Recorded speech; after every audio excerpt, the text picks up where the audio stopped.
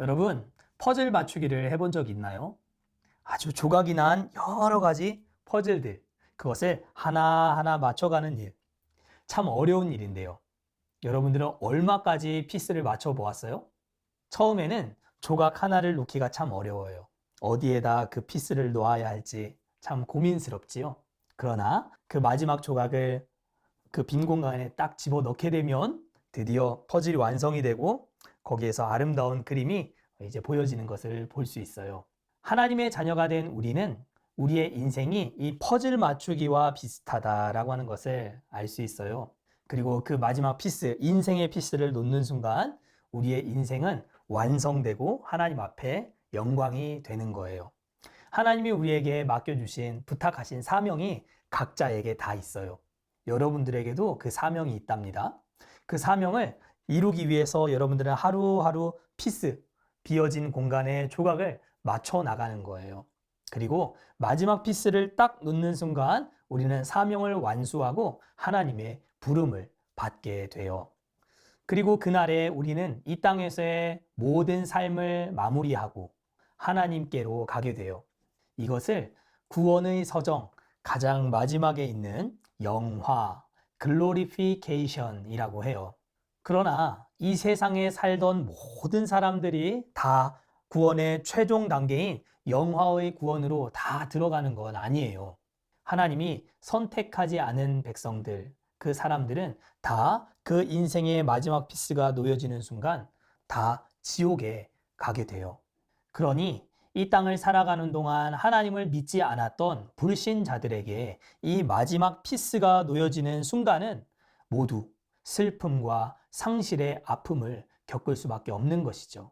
왜냐하면 마지막 피스가 놓여지면 다 지옥에 가야 하기 때문이에요.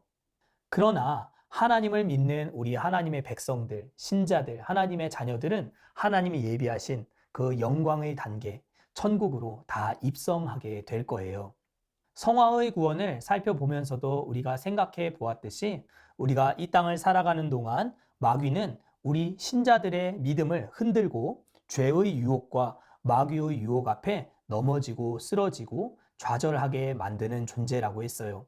그리고 성도는, 우리 신자는 이 마귀의 유혹 앞에 넘어지지 않기 위하여 부단히 노력하고 애쓰는 삶을 살아야 한다라고 했는데요. 그 마지막 조각이 들어가는 순간부터는 더 이상 마귀의 손이 우리 성도들에게 닿지 않아요. 마귀의 유혹으로부터 완전히 자유함을 얻게 돼요. 왜냐하면 우리의 영혼이 그 즉시, 죽음과 즉시 영광으로 들어가기 때문이에요. 우리는 죽음 이후에 드디어 죄의 유혹을 받지 않는 상태로 들어가게 됩니다. 우리 소요리 문답 37번째 문답을 함께 읽어보겠습니다. 신자가 죽을 때에 예수님에게서 무슨 유익을 받습니까? 신자는 죽을 때에 그의 영혼이 완전히 거룩하게 되어 즉시 영광에 들어가고 그의 몸은 여전히 예수님께 연합되어 부활할 때까지 무덤에서 쉽니다. 하나님이 사람을 창조하실 때 그 코에 후 하고 불어 넣는 것이 있었다라고 했지요. 그것을 히브리어로 루아흐라고 해서 영혼이라고 하는 뜻을 갖고 있어요. 하나님께서 생기를 그 코에 불어 넣으시니 그가 생명이 되었다 했잖아요. 생명은 육신, 몸과 영혼이 합쳐져 있는 상태를 가리키는 단어예요. 우리의 몸은 몸만 있는 것이 아니라 우리의 속에는 영혼이 있다는 거예요. 그런데 마지막 피스가 맞아지는 인생의 마지막 순간이 되면 우리의 몸과 우리의 영혼이 분리가 돼요. 그리고 분리된 그 영혼은 하나님의 영광 안으로 들어가게 된다는 것이죠. 그런데 소요리 문답은 언제 들어가는가? 그 즉시 들어가게 된다. 그렇게 이야기하고 있어요. 그러면 육신, 이 몸은 어떻게 될까요?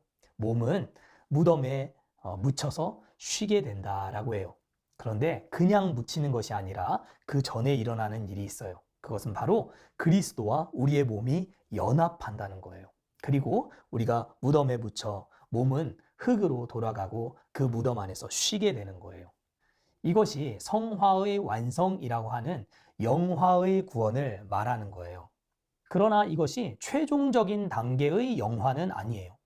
마지막, 아주 마지막, 궁극적인 영화는 아니라는 것이죠. 그 영화는 예수님이 다시 오시는 재림의 날에 이루어질 일이 될 거예요. 그렇기 때문에 우리 신자, 하나님을 믿는 자녀의 죽음은 마냥 슬퍼할 만한 일은 아니다라고 하는 것을 우리가 기억해야 해요. 목사님은 정말 믿음이 좋으신 분들의 마지막 유언, 마지막 남기고 가는 말에 대해서 여러 번 들은 적이 있어요. 믿음이 좋으신 분들은 자신이 죽고 장례식을 치룰 때 많은 사람들로 하여금 슬픈 노래 부르지 말고 울지 말고 내가 천국에 들어가는 것을 기뻐하며 행진곡 같이 기쁜 찬양을 불렀으면 좋겠다라는 유언을 남기고 가시는 분들이 참 많이 있었어요. 왜 그렇게 사람과 사람이 더 이상 만날 수 없는 이별하는 그 순간에 행진곡과 같이 기쁜 찬양을 부르라고 유언에 남겼던 것일까요? 그것은 성도의 죽음이 죽음만으로 끝나지 않기 때문이에요. 방금도 우리가 살펴보았지요. 죽음 이후에 예수님으로부터 얻게 되는 유익이 뭐라고 했어요? 영광으로 즉시 들어가게 된다. 그렇게 얘기하고 있잖아요. 우리의 영혼과 몸이 분리되어서 영혼이 즉시 하나님의 영광 속으로 들어가기 때문에 이것을 슬퍼하지만은 말아라. 그렇게 이야기하고 세상을 떠나시는 것이죠. 그래서 우리 수많은 믿음의 선배들은 그 숱한 예수님을 배신하라는 강요와 압박 속에서도 나는 나를 한 번도 배신하지 않으신 예수님을 배신할 수 없다라고 하며 그들이 던지는 창과 칼에 찔려 죽임을 당하고 사자의 밥이 되기도 하는 그러한 어려운 상황을 만나면서도 기뻐했다라고 하는 것을 우리가 알 수 있어요.